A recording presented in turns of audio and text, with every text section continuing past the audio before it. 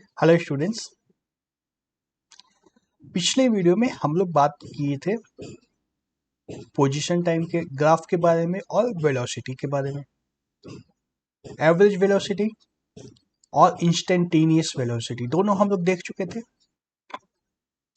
तो हमने देख लिया है सब। तो हमने क्या देखा है वहां पे कि वेलोसिटी जो है चेंज होती रहती है ना। Velocity changes with time.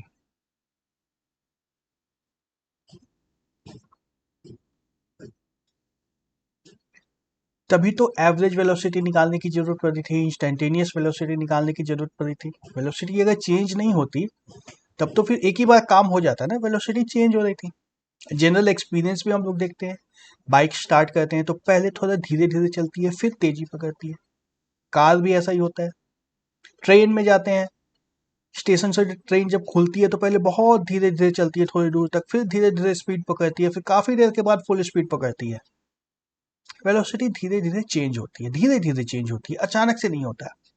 Even अगर एरोप्लेन की बात कर लें, फ्लाइट की भी बात करें, तो वहां भी यही होता है। पहले रनवे पे धीरे धीरे प्लेन स्टार्ट करता है, फिर स्पीड बढ़ने लगती है, बढ़ती है, और फिर जब वो टेक ऑफ कर जाता है स्पीड और बढ़ने लगती है तेजी से। तो स्पीड जो बढ़ती है या वेलोसिटी जो बढ़ती है, वेलोसिटी धीरे धीरे बढ़ती है। ऐसा तो नहीं है ना कि मुझे अगर 1000 किलोमीटर पर आवर की स्पीड से प्लेन उड़ाना है तो तुरंत मैं टेक ऑफ किया, तुरंत 1000 किलोमीटर पर आवर की स्पीड हो गई। नहीं, ऐसा नहीं होता है। नहीं होता है ना। बॉल को कैच करते समय भी देखा होगा कि जब बॉल थोड़ी सी ऊपर से आती है तो धीरे धीरे आती है, बहुत ज्यादा दूर से आती है तो बहुत तेजी से आ जाती है। स्पीड धीरे धीरे बदलती है, वे वेलोसिटी धीरे धीरे बदलती है। वेलोसिटी अब बदल रही है, मतलब वेलोसिटी बदल रही है। किस स्पीड से वेलोसिटी बदल रही है? मतलब मेरा क्वेश्चन अब बेसिकली ये है कि अब वेलोसिटी जब बदल रही है तो हमारा जो फॉर्मूला था, distance is equal to speed into time, या velocity into time, speed fix नहीं है। स्पीड फिक्स नहीं है तो कौन से स्पीड को यूज करेंगे? एवरेज स्पीड को यूज करेंगे। एवरेज स्पीड को यूज करेंगे ना। लेकिन एवरेज स्पीड के लिए फिर कैसे निकालेंगे एवरेज स्पीड? स्पीड किस हिसाब से चेंज कर दिएगा, इसका कैलकुलेशन कर लें तो ज्यादा अच्छा रहेगा। अच्छा रहेगा ना। हम लोग एक्स टी ग्राफ जो रहता था, पोजीशन टाइम हमारा ग्राफ जो रहता, ये देखो हमने जो बनाया था, ड्रंक यार्ड का क्वेश्चन सॉल्व किया था हमने। पोजीशन टाइम, इसमें हमने क्या बोला था? 1 मीटर पर सेकेंड उसकी स्पीड है, और फिर अचानक वो पीछे की तरफ चलने लग जाता है, अचानक से स्पीड चेंज हो गई, और फिर हमने क्या किया था? पोजीशन और टाइम ग्राफ प्लॉट किया था। इसी तरह से वेलोसिटी जब चेंज हो रही है तो वेलोसिटी टाइम ग्राफ प्लॉट कर सकते हैं हम लोग। और उसको प्लॉट करने के लिए हमें क्या चाहिए? वेलोसिटी किस हिसाब से चेंज कर रही है, rate of change of velocity हमें चाहिए, है ना। Rate of change of velocity की जरूरत है ना। Velocity of an object in general, मतलब जनरली होता ही ऐसा है। ऐसा वेलोसिटी चेंज ना हो ऐसा तो कभी नहीं होगा, क्योंकि ऑब्जेक्ट ऐसा तो कोई भी नहीं है कि अर्थ के हिसाब से earth is going around the sun at the same speed permanently forever. ऐसा तो कोई ऑब्जेक्ट नहीं आता है लाइफ में, डे टू डे लाइफ में जो भी देखते हैं। कभी ऑब्जेक्ट मूव करना स्टार्ट करती है, कभी रुक जाती है, तो उसकी स्पीड चेंज होती है। जनरल स्पीड ऑब्जेक्ट की चेंज होती ही होती है। इस चेंज को कैसे अब नापा जाए, तो टेढ़ी बात हो गई ना। पोजीशन टाइम तो ठीक है, हमने डिस्टेंस नाप दिया था। डिस्टेंस हमने नाप दिया, किसी एक फिक्स्ड पॉइंट से ऑब्जेक्ट का डिस्टेंस नापना स्टार्ट किया, और पोजीशन हम उसका हर एक टाइम पे नापते चले गए। वेलोसिटी का चेंज कैसे नापेंगे? इनफैक्ट यहाँ पे तो और भी इंटरेस्टिंग सवाल आ जाता है कि ये वेलोसिटी का जो चेंज निकालना है तो ये डिस्टेंस के साथ नापा जाए या टाइम के साथ नापा जाए? दोनों के साथ नाप सकते हैं ना। दोनों के साथ नाप सकते हैं, मतलब हम लोग जो प्लॉट बनाएंगे एक्स वर्सेस टी का, नहीं, ये स्पीड का, है ना। एक्स एक्सिस, वाई एक्सिस पे हम लोग मान लो स्पीड लेते हैं, वेलोसिटी या स्पीड। तो एक्स एक्सिस पे टाइम भी ले सकते हैं या डिस्टेंस भी तो ले सकते हैं। एक्स एक्स डिस्टेंस भी तो ले सकते हैं हम लोग, ले सकते हैं ना। जैसे ये ग्राफ हमने बनाया था, याद आ रहा है? पोजीशन टाइम ग्राफ बनाया था, तो इसी हिसाब से डिस्टेंस और वेलोसिटी का भी ग्राफ एक बना सकते हैं, या वेलोसिटी और टाइम का भी ग्राफ बना सकते हैं। हम लोग क्या क्या ग्राफ बना सकते हैं? वेलोसिटी वर्सेस टाइम का बना सकते हैं, वेलोसिटी वर्सेस डिस्टेंस का बना सकते हैं। डिस्टेंस को x मान रहा हूं, दोनों तरीके से ग्राफ बनाया जा सकता है। ये क्वेश्चन था जो गैलीलियो ने इसके ऊपर सोचा। गैलीलियो के पास ये बड़ा इंटरेस्टिंग प्रॉब्लम था कि इसको कैसे नापा जाए, इसको कैसे नापा जाए। गैलीलियो के पास बड़ा इंटरेस्टिंग सवाल था ये। वही था सबसे पहले जो मॉडर्न साइंस की हम लोग बात कर रहे हैं, मॉडर्न साइंस में सबसे पहला नाम आता है गैलीलियो का।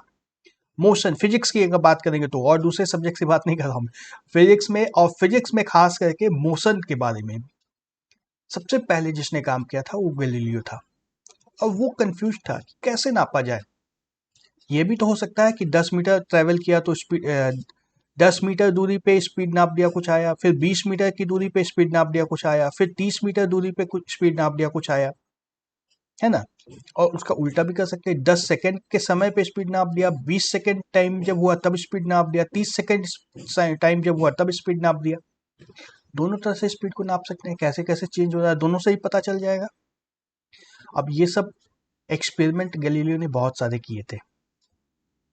ये सुना है गैलीलियो ने लीनिंग टावर ऑफ पीसा से 2 ऑब्जेक्ट ड्रॉप किए और फिर उसने बताया कि दोनों की स्पीड सेम होती है। याद है, ऐसा कुछ पढ़ा था? एक्चुअली बहुत फेमस कहानी है। गैलीलियो के टाइम पे ऐसा माना जाता था कि हेवियर ऑब्जेक्ट के ऊपर ग्रेविटी ज्यादा काम करती है, लाइटर ऑब्जेक्ट के ऊपर ग्रेविटी कम काम करती है।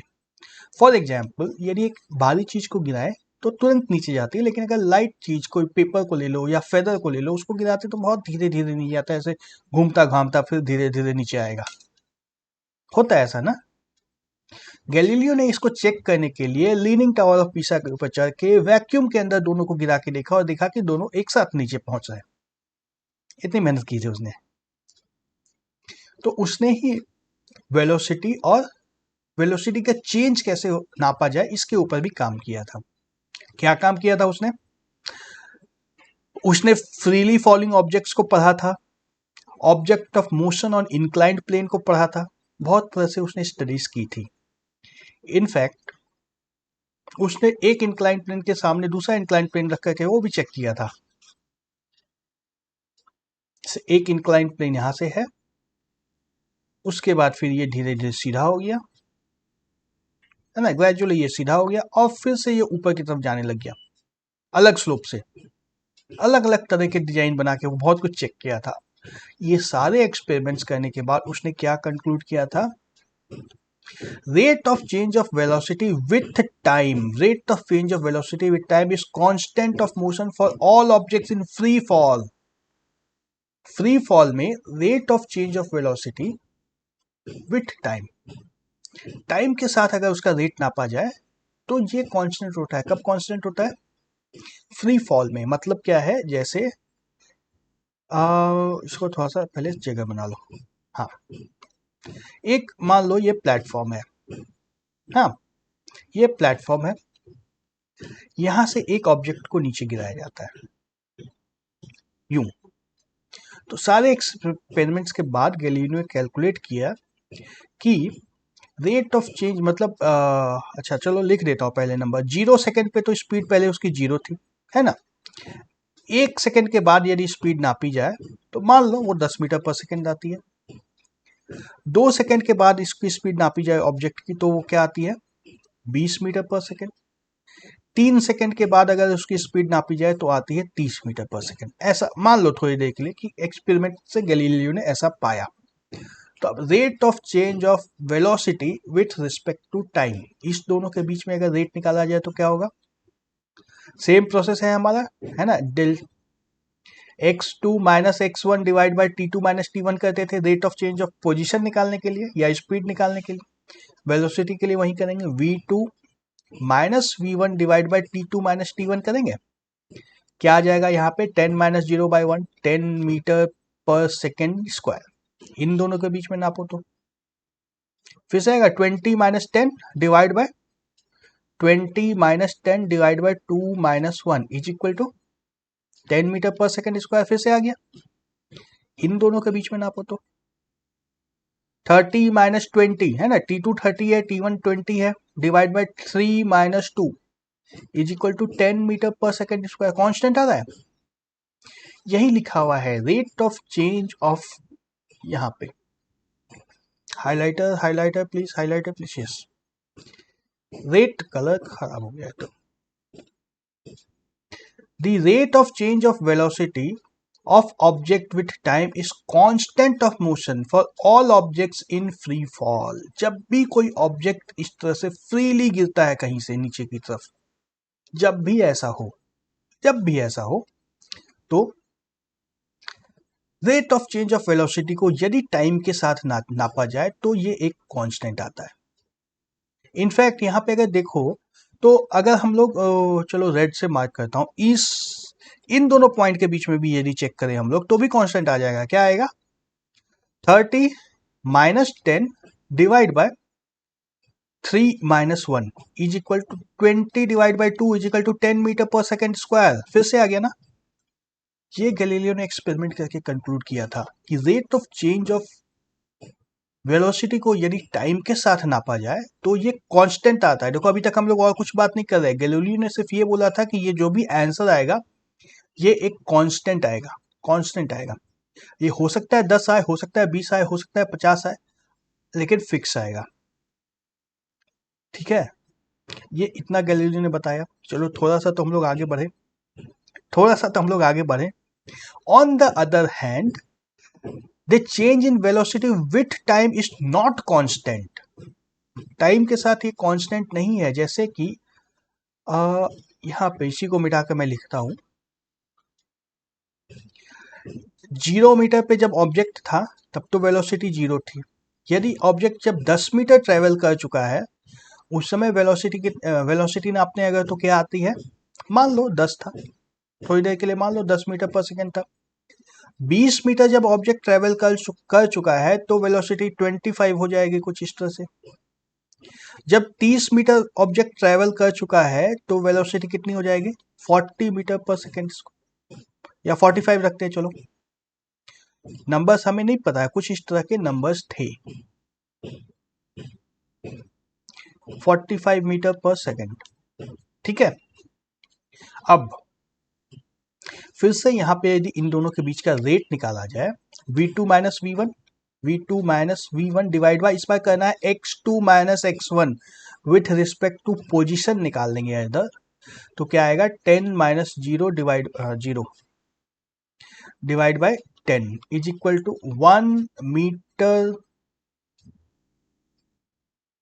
पर सेकेंड डिवाइड बाय मीटर आ जाएगा। तो ये कैंसिल हो जाएगा, यूनिट चाहे जो भी है, चलो ठीक है। यहाँ पे 1 आया। इन दोनों के बीच को अगर कंपेयर करते हैं तो v2 20 है, v25 है, v1 10 है, और इसको डिवाइड करना है 20 माइनस 10 से, 20 माइनस 10 से 10 से डिवाइड करना है। इस बार कितना आया? 15 बाई 10 1.5। इन दोनों को चेक करेंगे तो 45 minus 25 divide by 30 minus 20 is equal to 2.0। अब ये चेंज हो रहा है, एक फिक्स नंबर नहीं आ रहा है, देख रहे हो? ऐसा ही कुछ गैलीलियो के साथ हुआ था। The change in velocity with distance is not constant. Distance के साथ अगर वेलोसिटी को नापते चले जाए, यदि ऐसा करें कि 10 मीटर के बाद क्या वेलोसिटी थी, 10 मीटर के बाद क्या वेलोसिटी थी, 20 मीटर के बाद क्या वेलोसिटी थी, 30 मीटर के बाद क्या वेलोसिटी थी, और इस हिसाब से जब रेट ऑफ चेंज नापेंगे तब ये एक फिक्स्ड नंबर नहीं आता है ना। It decreases with increasing distance of fall. घट रहा था हमारा तो बढ़ते चला जा रहा है, नंबर्स गलत आ गए, चलो कोई बात नहीं। हमारा समझना सिर्फ यही है कि ये फिक्स नहीं आता था, तो जहां पे कांस्टेंट आ गया, फिक्स नंबर आ गया, उसके साथ काम करने में आसान होगा ना, उसके साथ काम करने में आसान होगा। तो गैलीलियो अंकल ने ही ये बताया था कि एक्सेलरेशन कैसे नापेंगे। Acceleration is equal to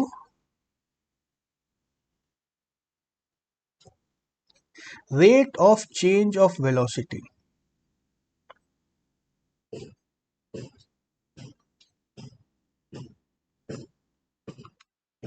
with time.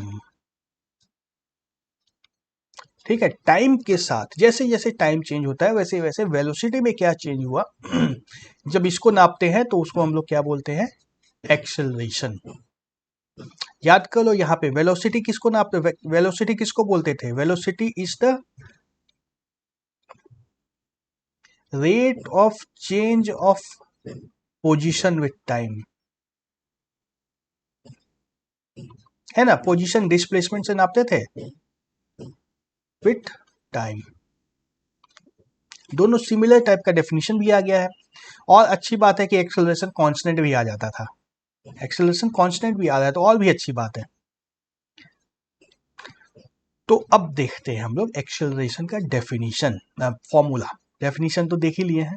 Average acceleration बिल्कुल उसी तरह से जैसा हम लोग वेलोसिटी का निकाल रहे थे, बिल्कुल उसी तरह से निकलेंगे। एवरेज एक्सेलरेशन, उसके ऊपर ए बार लगा देते हैं। इस बार का क्या मतलब है, एवरेज है ये।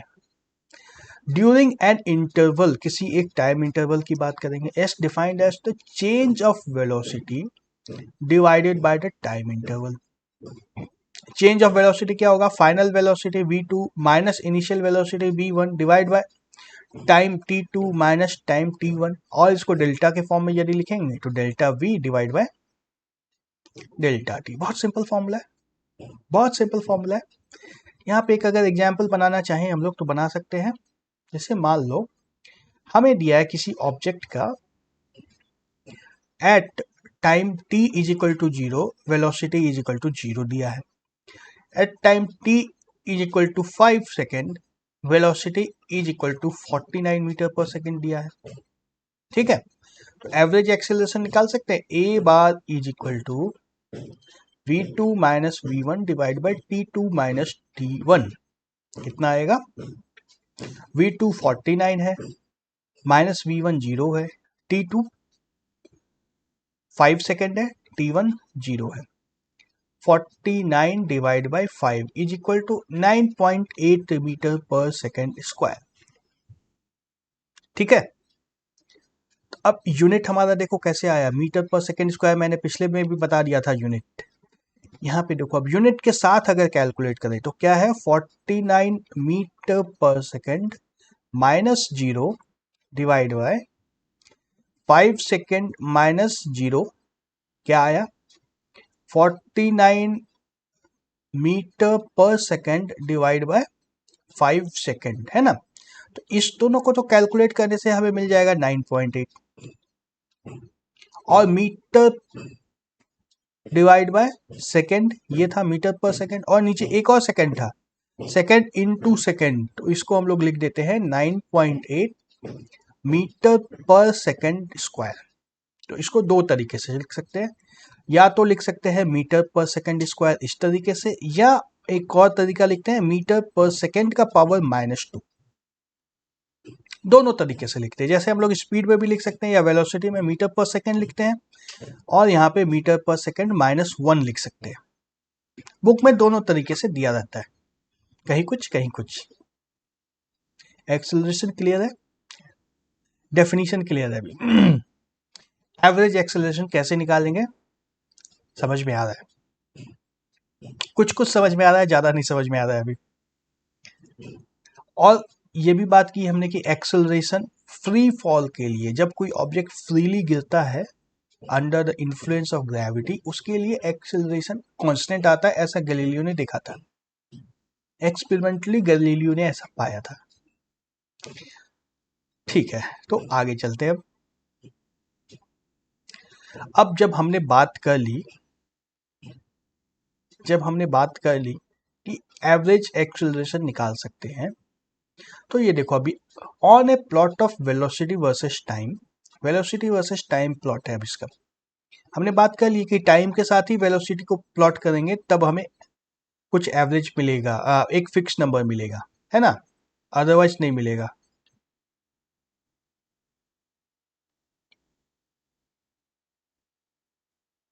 तो on A plot of velocity versus time, average acceleration is the slope of straight line joining the points corresponding point.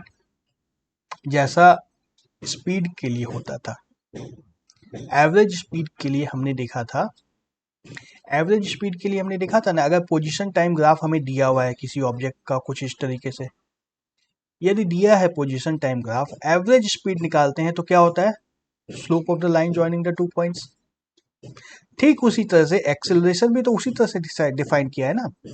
Average acceleration is the slope of line joining, slope of straight line joining the 2 points v2 t2 and v1 t1।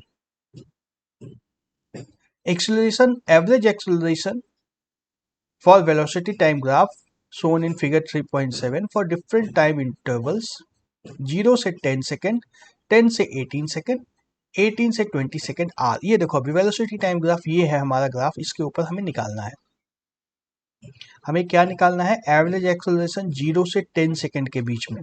देखो 10 graph में velocity और time हर एक point का दिया हुआ है हमें, है ना। ये वेलोसिटी टाइम ग्राफ है, हर टाइम का वेलोसिटी और वेलोसिटी हर समय का दिया हुआ है और टाइम के साथ हर समय का वेलोसिटी दिया हुआ है। तो 0 से 10 सेकेंड के बीच में, मतलब 0 सेकेंड यहाँ पे है, 10 सेकेंड यहाँ पे है, 0 से 10 सेकेंड के बीच में यदि एवरेज एक्सेलरेशन की बात करें हम लोग तो क्या आएगा, v2 minus v1 divide by t2 minus t1, है ना। v2 की वैल्यू क्या है, 25 है, 25 metre per second. t1 v1 क्या है, 0, यहाँ पे 0 है, माइनस 0 डिवाइड बाय कितना होगा, t2 10 minus 0 is equal to 2.5 metre per second square. ठीक है। अब 10 सेकेंड से 18 सेकेंड के बीच में एवरेज एक्सेलरेशन, 10 सेकेंड पे वेलोसिटी क्या थी, 25 metre per second, minus 18 second पे वेलोसिटी क्या थी, सेम है 25 metre per second, divide by 18 minus 10 is equal to 0 metre per second square. और तीसरा में है 18 से 20 सेकेंड के बीच में एवरेज एक्सेलरेशन क्या आएगा, 20 सेकेंड पे वेलोसिटी क्या थी, 0, 18 सेकेंड पे वेलोसिटी क्या थी, 25 metre per second, divide by 20 minus 18 is equal to कितना आ गया, minus 12.5 metre per second square. ठीक है। अब देखो पुराना हमारा नॉलेज लगाओ थोड़ा सा, पोजीशन टाइम ग्राफ के नॉलेज को अगर यहाँ पे अप्लाई किया जाए तो यही है ना कि 0 से लेकर के 10 सेकेंड के बीच में अगर एक स्ट्रेट लाइन से इन दोनों पॉइंट्स को जोड़ दिया जाए तो इस लाइन की जो स्लोप होगी वही हमारा एवरेज एक्सेलरेशन होगा। ठीक उसी तरह से इन दोनों पॉइंट्स को अगर जोड़ दिया जाए 10 से 18 सेकेंड के बीच में तो यही हमारा एवरेज एक्सेलरेशन होगा, और उसी तरह से इसमें भी वही होगा, 18 से 20 सेकेंड के बीच में भी दोनों पॉइंट्स को अगर जोड़ दिया जाए तो स्ट्रेट लाइन जो आएगी उसका स्लोप हमारा एवरेज एक्सेलरेशन होगा। तो स्ट्रेट लाइन है, हॉरिजॉन्टल लाइन है, इसका मतलब क्या है, ग्राफ में देख के बता सकते हैं हम लोग, एक्सेलरेशन इज इक्वल टू 0, है ना। पोजीशन टाइम ग्राफ में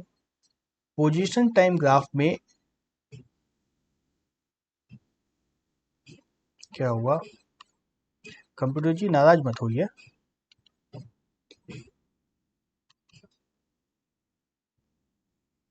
हाँ। पोजीशन टाइम ग्राफ में यदि पोजीशन चेंज नहीं होता है, हॉरिजॉन्टल लाइन बन जाती है, मतलब पोजीशन फिक्स्ड है। वेलोसिटी टाइम ग्राफ में सेम, वेलोसिटी फिक्स है मतलब एक्सेलरेशन 0 हो गया। और यदि लाइन ऊपर की तरफ जा रही है इस तरह से, मतलब क्या है, पॉजिटिव है वैल्यू, इसका स्लोप पॉजिटिव है। लाइन ऊपर की तरफ जा रही है मतलब स्लोप पॉजिटिव है, लाइन ये नीचे की तरफ जा रही है इसका मतलब क्या है, स्लोप इसकी नेगेटिव है ना। ये दिमाग में रखना है, कोऑर्डिनेट ज्योमेट्री में तो पढ़ा ही था, फिजिक्स में इसका बहुत ज्यादा यूज होता है।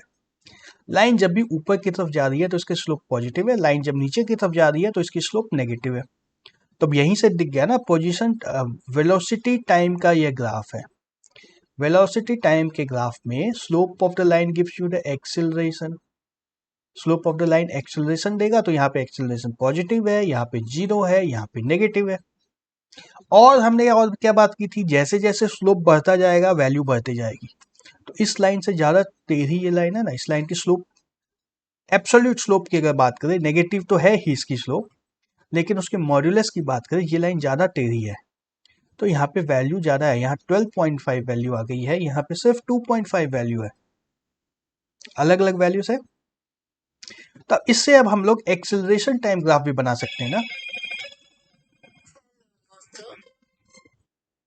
तो जब हम लोग प्लॉट करने की बात करेंगे एवरेज एक्सेलरेशन को, नहीं एवरेज एक्सेलरेशन नहीं है, ये एग्जैक्ट एक्सेलरेशन की बात है। देखो जब 10 से 18 सेकेंड के बीच में एक्सेलरेशन हमारा फिक्स्ड था, जीरो है ना, एकदम स्ट्रेट लाइन आ रहा था हमारा। वेलोसिटी टाइम ग्राफ का जो ग्राफ था ये स्ट्रेट लाइन था, मतलब एक्सेलरेशन बिल्कुल फिक्स था, इस बीच में जीरो था, ये जीरो यहाँ पे आ रहा है। और वहीं 18 से 20 सेकेंड के बीच में एक्सेलरेशन -12.5 था, 18 सेकेंड के बाद एक्सेलरेशन अचानक से आ गया, ये -12.5 पे इसकी वैल्यू आ गई है, और फिर 20 सेकेंड के बाद जीरो हो गया, यहाँ के बाद तो खत्म है ना, इसको जीरो पे ला देना। लेकिन पहला जो टाइम पीरियड था जीरो से लेकर के 8 सेकेंड के बीच का, 10 सेकेंड, जीरो से 10 सेकेंड के बीच में ये हमारा वेलोसिटी स्ट्रेट लाइन में चेंज नहीं हो रहा है, कर्व बन रहा है। तो उसका यहाँ पे करस्पॉन्डिंगली हर एक समय का एक्सेलरेशन अलग अलग कैलकुलेट करके ये प्लॉट किया हुआ है ना। हर सेकंड का देखो एवरेज निकालेंगे, यदि 0 से 2 सेकंड के बीच का एवरेज निकालेंगे तो ये लाइन बनेगी, 2 से 4 सेकंड का एवरेज निकालेंगे तो एक और स्लोप बनेगा, 4 से 6 सेकंड का निकालेंगे तो एक और स्लोप बनेगा। तो उस हिसाब से इसको यहाँ प्लॉट किया हुआ है।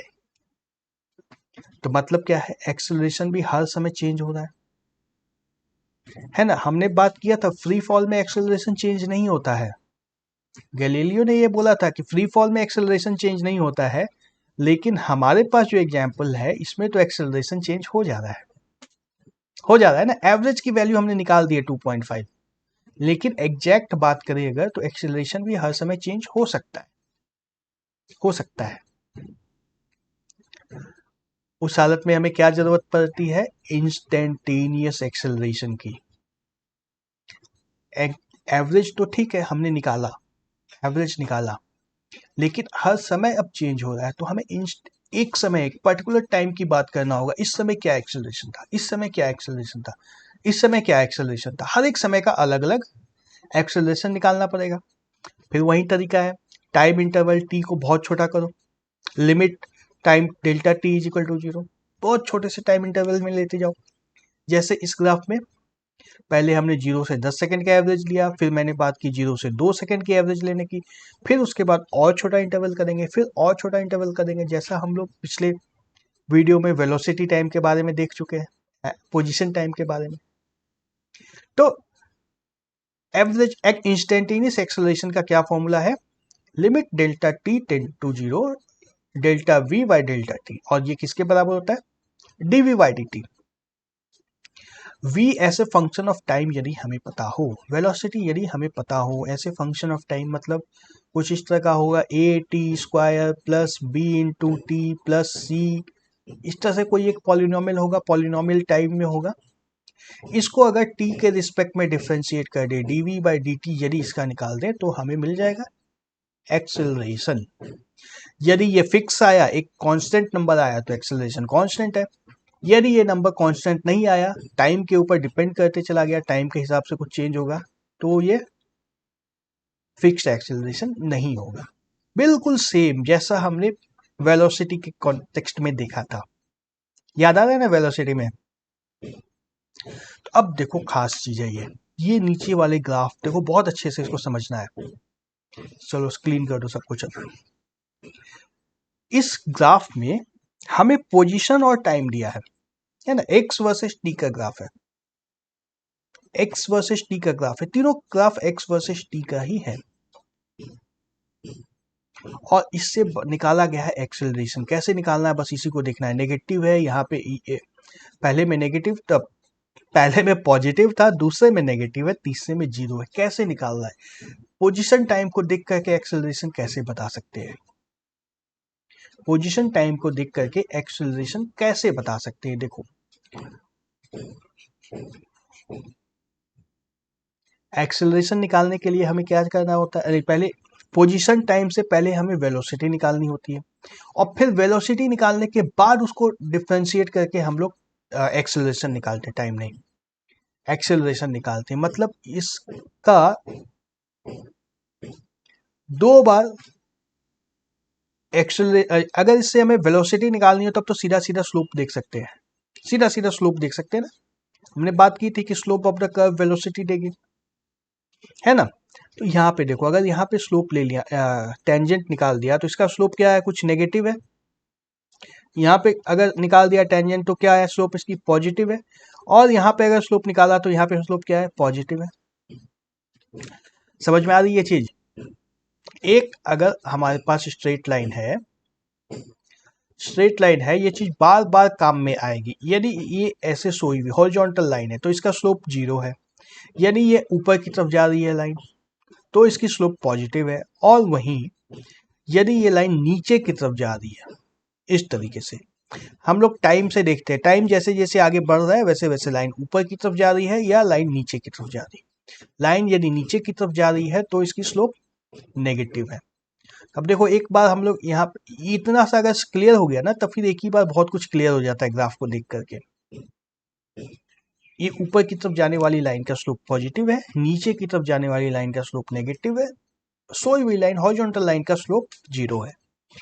इस ग्राफ की बात करें यदि हम लोग, ये हमारा पोजीशन टाइम ग्राफ दिया हुआ है, तो 3-4 जगह पे चेक कर सकते हैं हम लोग इसको। यहाँ पे यदि हम लोग वेलोसिटी निकालें तो कुछ इस तरह का इस लाइन का स्लोप होगा। इस पॉइंट पे यदि वेलोसिटी की बात करें हम लोग तो ये है वेलोसिटी, है वेलोसिटी का टेंजेंट ये बनेगा, इसका स्लोप क्या है, नेगेटिव है। फिर धीरे धीरे देखो यहाँ पे इस पॉइंट पे अगर बात करें तो टेंजेंट ऐसा होगा, है ना, स्लोप कम हो गया है, नेगेटिव है लेकिन स्लोप कम हो गया है। फिर धीरे धीरे इस पॉइंट पे बात करें तो स्लोप 0 हो गई है। फिर यहाँ पे स्लोप इस तरह से पॉजिटिव में आ गई है, फिर यहाँ पे स्लोप और बढ़ गई है। तो धीरे धीरे जो टेंजेंट का स्लोप है ना, पहले नेगेटिव था, फिर कम नेगेटिव हुआ, फिर और कम 0 पे आ गया, तो ग्रेजुअली इंक्रीज हो रहा है। Slope of the tangent, slope of the tangent is increasing, ऊपर की तरफ जा रहा है, मतलब पॉजिटिव एक्सेलरेशन है। वेलोसिटी ऊपर की तरफ जा रही है ना, इसका ये नेगेटिव है, पहले वेलोसिटी नेगेटिव थी, फिर कम नेगेटिव हुई, फिर 0 हुई, फिर पॉजिटिव हुई, फिर और पॉजिटिव हो गई, वेलोसिटी बढ़ रही है। स्लोप से हम लोग सीधा सीधा वेलोसिटी निकाल रहे हैं, वेलोसिटी बढ़ रही है मतलब एक्सेलरेशन पॉजिटिव है। फिक्स है या नहीं है इसकी बात नहीं कर सकते हम लोग, इतना नहीं बता पाएंगे यहाँ पे, सिर्फ इतना बता देना है कि एक्सेलरेशन हो रहा है। और अगर इतना दिमाग नहीं लगाना है ना तो सीधा सीधा देख लो, ये ग्राफ ऊपर की तरफ घूम रहा है ना, पोजीशन टाइम का ग्राफ ऊपर की तरफ घूम रहा है, मतलब पॉजिटिव एक्सेलरेशन है, ऊपर की तरफ ही घूम रहा है ना। पहले नीचे जा रहा था लेकिन एक्चुअली फाइनली ऊपर की तरफ जाने की कोशिश कर रहा है। पैराबोला जो था, पैराबोला जो है ये ऊपर की तरफ जा रहा है, तो मतलब पॉजिटिव है एक्सेलरेशन। ये पैराबोला नीचे की तरफ घुमा है तो एक्सेलरेशन नेगेटिव है। लेकिन उसी तरह से इसे स्लोप निकाल के भी देख सकते हैं। देखो यहाँ पे अगर हम लोग वेलोसिटी निकालना चाहें तो क्या है, स्लोप इस तरह का है, यहाँ पे वेलोसिटी पॉजिटिव है। यहाँ पे अगर बात करो तो स्लोप हॉरिजॉन्टल लाइन है, वेलोसिटी 0 है। यहाँ पे बात करें तो नीचे की तरफ है, वेलोसिटी नेगेटिव है। तो पहले वेलोसिटी पॉजिटिव थी, फिर 0 हो गई, फिर नेगेटिव हो गई, मतलब वेलोसिटी कम हो रही है, वेलोसिटी नीचे की तरफ जा रहा है, यानी कि एक्सेलरेशन नेगेटिव है, एक्सेलरेशन नेगेटिव है। ठीक है, वैसे जनरली हमें कांस्टेंट एक्सेलरेशन के क्वेश्चन ही मिलेंगे इस चैप्टर में। हमें वेरिएबल एक्सेलरेशन से डील नहीं करना होगा, हमें कांस्टेंट एक्सेलरेशन ही निकालना है। और इस तरह का जहां भी ग्राफ आएगा ना, इस तरह का जहां थोड़ा सा भी कर्व वाला ग्राफ है तो उसको हम लोग पैराबोला से रिलेट करने की कोशिश करेंगे, पैराबोला से रिलेट करने की कोशिश करेंगे। और फिर इतना रिलेट कर लोगे ना तो सीधा सीधा देख लोगे, ये पैराबोला ऊपर की तरफ है, ऊपर की तरफ है मतलब पॉजिटिव है, एक्सेलरेशन हमारा पॉजिटिव हो जाएगा। पैराबोला नीचे की तरफ है मतलब एक्सेलरेशन नेगेटिव हो जाएगा। और ये स्ट्रेट लाइन है मतलब velocity versus sorry speed versus time, sorry speed नहीं है, पोजीशन वर्सेस टाइम, ये पोजीशन है और टाइम है, position versus time straight line है, यानी कि velocity is constant, velocity is constant. Velocity constant है मतलब एक्सेलरेशन इज जीरो। देख लो ग्राफ से कितना कुछ पता चल जाता है, सब कुछ ग्राफ में ही छुपा रहता है, सब कुछ ग्राफ में छुपा रहता है। हम लोग ऑल्दो इंस्टेंटेनियस एक्सेलरेशन निकाल रहे हैं, यहाँ पे कॉन्सेप्ट इसको जानना है, लेकिन हम लोग जितनी भी बात करेंगे ना उसमें most of the times acceleration हमारा कांस्टेंट ही होगा, एक्सेलरेशन हमारा कांस्टेंट होगा। ठीक है, समझ में आई बात? ज्यादा जल्दी जल्दी सब कुछ तो नहीं हो गया है। एक और पोजीशन टाइम की ही बात है, ग्राफ्स की ही बात है। चलो देखो, ग्राफ बनाना, ग्राफ अगर देखना सीख जाओगे ना तब फिर कॉन्सेप्ट एकदम क्लियर हो जाएंगे। उस क्वेश्चन को पढ़ो, देखो, let us see how velocity time graph looks for some simple cases. Figure 3.10, यही फिगर 3.10 है। Source velocity time graph motion with constant acceleration for the following cases. सबसे पहला केस देखो, object is moving in a positive direction with a positive acceleration. Positive direction में जा रहा है वो, और उसका एक्सेलरेशन भी पॉजिटिव मतलब वेलोसिटी टाइम हमें बनाना है, हमें वेलोसिटी टाइम ग्राफ देखना है ना, वेलोसिटी टाइम ग्राफ देखना है। पॉजिटिव डायरेक्शन में जा रहा है मतलब हमारी वेलोसिटी जो है पॉजिटिव है। एक्सेलरेशन पॉजिटिव है का क्या मतलब है, वेलोसिटी इंक्रीज होगी, धीरे धीरे वेलोसिटी बढ़ेगी। अभी जो वेलोसिटी थी फिर थोड़ी देर बाद उससे ज्यादा हो जाएगी, फिर थोड़ी देर बाद उससे ज्यादा हो जाएगी, फिर थोड़ी देर बाद और ज्यादा हो जाएगी। ठीक है, और हर समय हम लोग यहाँ कांस्टेंट एक्सेलरेशन, जो मैंने बताया था कांस्टेंट एक्सेलरेशन की ही बात करेंगे। हम लोग जब भी बात करेंगे एक्सेलरेशन को कांस्टेंट ही लेंगे। तो पहले केस में ग्राफ कैसा बनना है, पहले टाइम जीरो पे वेलोसिटी पॉजिटिव थी, फिर वेलोसिटी बढ़ रही है धीरे धीरे, इस तरह से ऊपर की तरफ जाएगी वेलोसिटी, है ना, और ये स्ट्रेट लाइन में जाएगी, स्लोप फिक्स्ड रहेगा। क्यों स्लोप फिक्स्ड है? क्योंकि acceleration is constant, is constant हमें दिया है, क्वेश्चन में दिया है एक्सेलरेशन कांस्टेंट है। समझ में आई बात? अगर हम लोग इसको थोड़ा सा ऐसे घुमा करके ऊपर की तरफ ले जाते हैं तो एक्सेलरेशन कांस्टेंट नहीं होता। स्ट्रेट लाइन क्यों बनी है? क्योंकि हमें acceleration is equal to constant दिखाना है। ऑप्शन बी को पार्ट बी को देखो, object is moving in positive direction with negative acceleration, मतलब वेलोसिटी अभी पॉजिटिव है, वेलोसिटी अभी पॉजिटिव है, पॉजिटिव डायरेक्शन में जा रही है बॉडी, लेकिन एक्सेलरेशन नेगेटिव है, मतलब वेलोसिटी धीरे धीरे कम होगी, है ना, एक्सेलरेशन नेगेटिव है, एक्सेलरेशन इधर काम कर रहा है, वेलोसिटी कम होगी, कम होती चली जाएगी वेलोसिटी, मतलब ब्रेक लग रहा है, हम लोग जा रहे हैं किसी डायरेक्शन में, किसी डायरेक्शन में जा रहे हैं और लेकिन ब्रेक लग रखा है, ब्रेक लग रखा है, तो क्या होगा, वेलोसिटी कम होती चली जाएगी इस तरीके से। ठीक है, इस ग्राफ को देख के पता चल रहा है एक्सेलरेशन इज नेगेटिव। क्यों? क्योंकि इस लाइन का स्लोप नेगेटिव है इसलिए एक्सेलरेशन नेगेटिव है। स्ट्रेट लाइन है इसलिए, स्ट्रेट लाइन है इसलिए क्या, एक्सेलरेशन इज कांस्टेंट। समझ में नहीं आता है तो मुझसे पूछना, दोबारा पूछना, समझना इसको बहुत जरूरी है। क्वेश्चन सी पे आते हैं अब हम लोग, पार्ट सी पे। क्या किया जाए, हाँ अभी दिख रहा है ना, दिख रहा है। ऑप्शन सी है, object is moving in negative direction with negative acceleration. Negative direction भी है, नेगेटिव एक्सेलरेशन भी है, मतलब वेलोसिटी पहले नेगेटिव है ही, एक्सेलरेशन भी नेगेटिव है, मतलब वेलोसिटी और ज्यादा कम की तरफ होती जाएगी, मतलब इस डायरेक्शन में है और वेलोसिटी बढ़ते जा रही है, वेलोसिटी बढ़ते जा रही है। ये पहले जो वेलोसिटी थी वो नेगेटिव ही थी और फिर नेगेटिव डायरेक्शन में ही वेलोसिटी बढ़ रही है, नेगेटिव डायरेक्शन में ही वेलोसिटी बढ़ रही है। देख लो लाइन अब नीचे की तरफ जा रही है, ये नीचे की तरफ जा रही है मतलब एक्सेलरेशन इज नेगेटिव, है ना, लाइन नीचे की तरफ जा रही है मतलब एक्सेलरेशन इज नेगेटिव।